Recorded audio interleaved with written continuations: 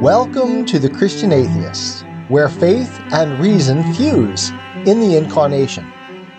Episode number 86, C.S. Lewis's Historicism, or Back to the Seeing Eye.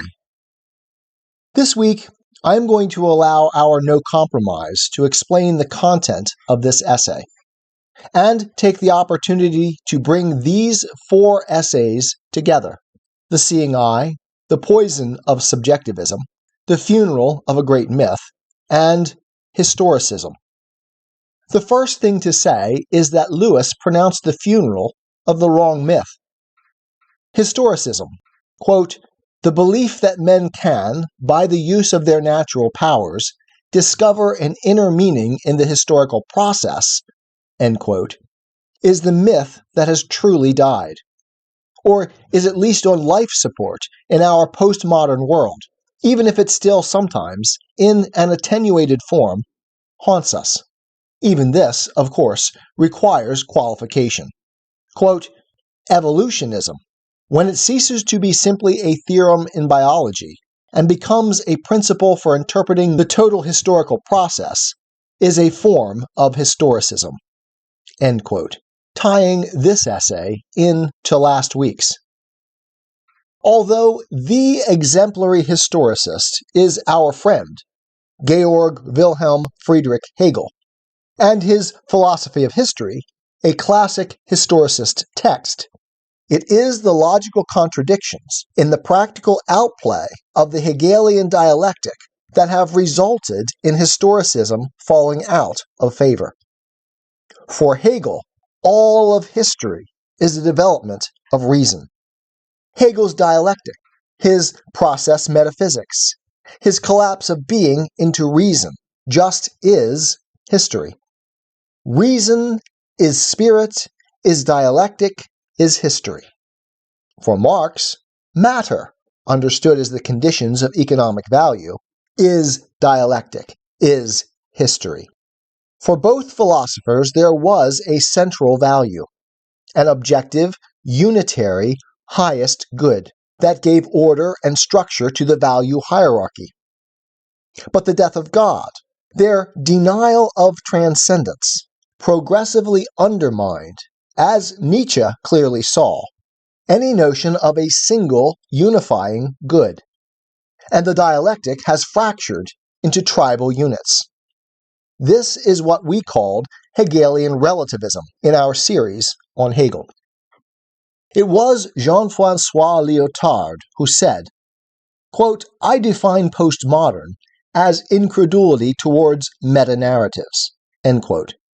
In a very clear sense, you must believe in meta-narratives in order to be a historicist. And Hegel's spirit, his dialectically developmental metaphysics as rationality itself, is a supreme meta-narrative, as is Marx's dialectical materialism. Both Hegel and Marx, then, relied on God's corpse, the dead central value of the Western world, to maintain themselves. It is probably worth mentioning that theism, and more particularly Christianity, is a meta-narrative too. But not all meta-narratives are historicist. Lewis offers a further clarification. Quote, "We must guard against the emotional overtones of a phrase like the judgment of history. It might lure us into the vulgarest of all vulgar errors, that of idolizing as the goddess history what manlier ages belabored as the strumpet fortune. That would sink us below the Christian, or even the best pagan, level. The very Vikings and Stoics knew better," end quote. Historicism, that is, has something of the religious about it, something that looks beyond the contingencies which are the subject matter of the historian, to the dignity of the divine, of reason, purpose, and meaning, all of which is antithetical to the denial of transcendence, the death of God embraced by Hegel and Marx. That Christianity too does this should not be surprising. Quote, That history, in a certain sense, must be all this for a Christian, I do not deny, says Lewis. In the modern world, quite plainly, historicism has a pantheistic ancestor and a materialistic progeny in the Marxists. Quote, "For the Greeks, we are told, history was a mere flux, or at best, cyclic. Significance was to be sought not in becoming, but in being. For Christianity, on the other hand, history is a story with a well-defined plot, pivoted on creation, fall, redemption, and judgment. It is indeed the divine revelation par excellence, the revelation which includes all other revelations." Quote, "What appears on Christian premises to be true in the historicist's position is this. Since all things happen either by the divine will, or at least by the divine permission, it follows that the total content of time must in its own nature be a revelation of God's wisdom, justice, and mercy. History is, in that sense, a perpetual evangel, a story written by the finger of God." End quote. The issue, though, is this. A true, rather than the self-deceptive denial of transcendence practiced by Hegel, Marx, and their immediate progeny, makes the historicist position impossible. Quoting Lewis again, "If by one miracle the total content of time were spread out before me, and if by another I were able to hold all that infinity of events in my mind, and if by a third God were pleased to comment on it so that I could understand it, then, to be sure, I could do what the historicist says he is doing." End quote. Historicism, that is Gnosticism, an arrogated claim to knowledge beyond the human. As we have emphasized, human beings are limited, Socratically ignorant beings, and historicism requires the unlimited and all-knowing mind of God. Historicism, that is only possible from God's seat, as we have emphasized repeatedly. God can claim that perspective. Human beings cannot. Summing the point, Lewis says this, "I do not dispute that history is a story written by the finger of God. But have we the text?" The answer, of course, is no. Quote, "The philosophy of history is a discipline for which we mortal men lack the necessary data." End quote. Even divine revelation in Scripture is insufficient, as God reveals only that which we need to know, never the impossible whole picture. In other words, Hegel's philosophy of immanence will only allow historicism to flourish until the odor of transcendence from God's corpse passes from social consciousness, as it has progressively over the last 2 centuries. It was in postmodernism that the anti-historicist logic rose most strongly to the fore, maintaining all the while a commitment to the evolutionary myth of its Hegelian and Marxist foundations. The myth of evolution is not dead. It flourishes in our consumer culture. The new is always the better. What is coming to be, both politically and culturally, and in pop culture, is always superior to what is, and, more importantly, to what has been. This is the retrospective contempt of Hegelianism.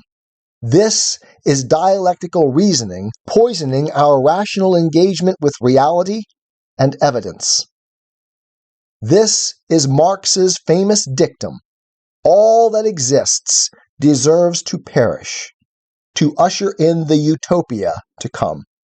This is the idea that traditional morality is retrogressive, passé, an embarrassing residue of our benighted past, which must be overcome, denied, hidden, destroyed.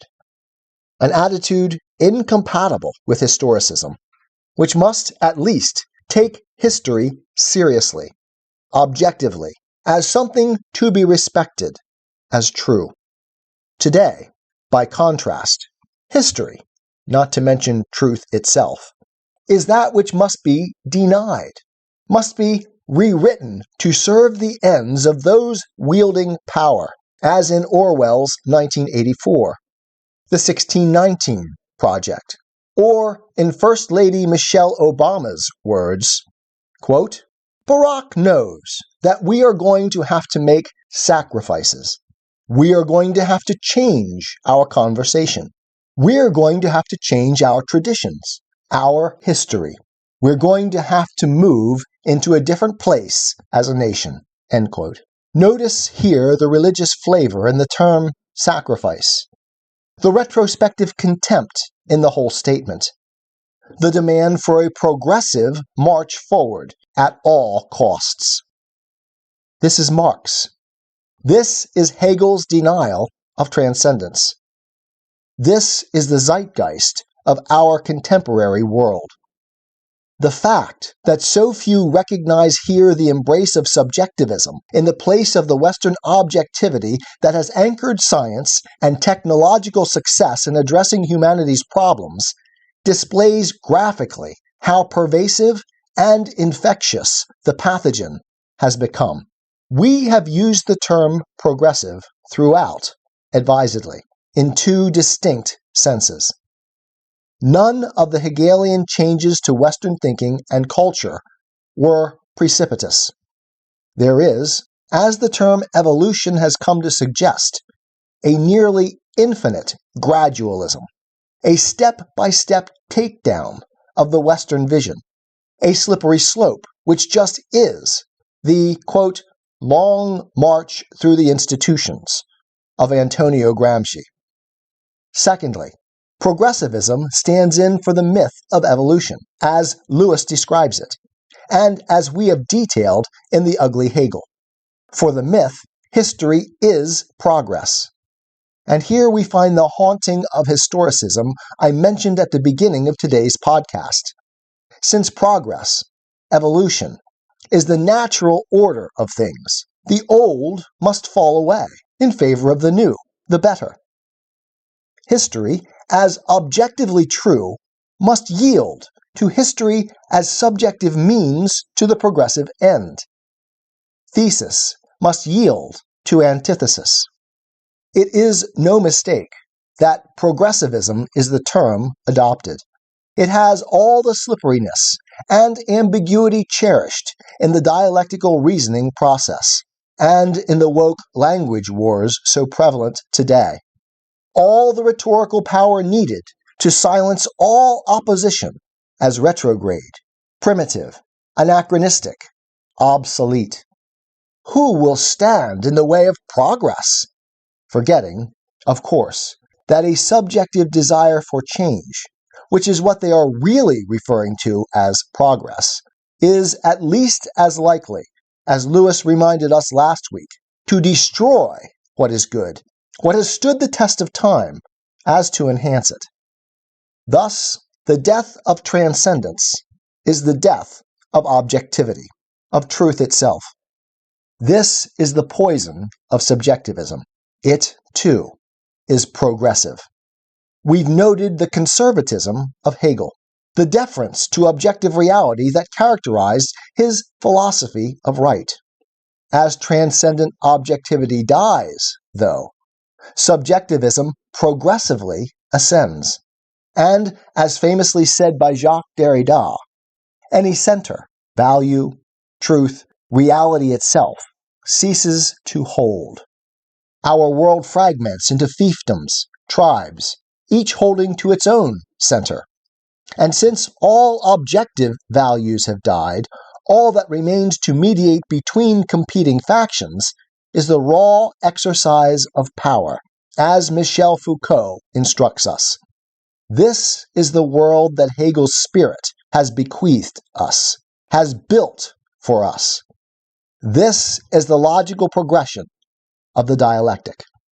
Having retraced our steps this year on the Christian Atheist, from historicism back to the funeral of a great myth, and thence to the poison of subjectivism, we find ourselves again at our origin point in the seeing eye. Hopefully, all this retrospection, this exploration, will allow us to, quote, arrive where we started, but to, quote, know the place for the first time. For the point of origin of all this is the denial of transcendence itself. The great inversion, the turning away, the refusal to see the evident pointing beyond immanence, the determination to explain away all that does so, to be skeptical of only that which we refuse to see. This is the progressive Hegelian inversion of reality, and as we said before, a dramatic picture of Plato's theory of education exemplified in the analogy of the cave.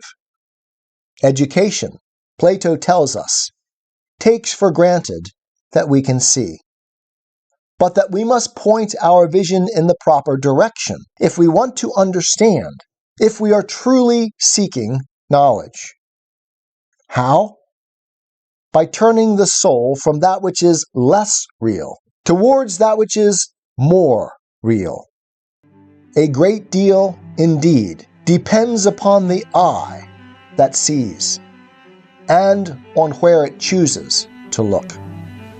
I am a Christian, with the searching and skeptical mind of an atheist. I don't want to believe anything that isn't true. I know both sides of the looking glass, and I know them with open eyes. I choose Christ's side. I invite you to join me from wherever you stand before the looking glass. That's this week's episode. Thanks for listening, and remember, you can have your religious cake and eat it too. You can have reason, respect for science, a 21st century worldview, and be a Christian.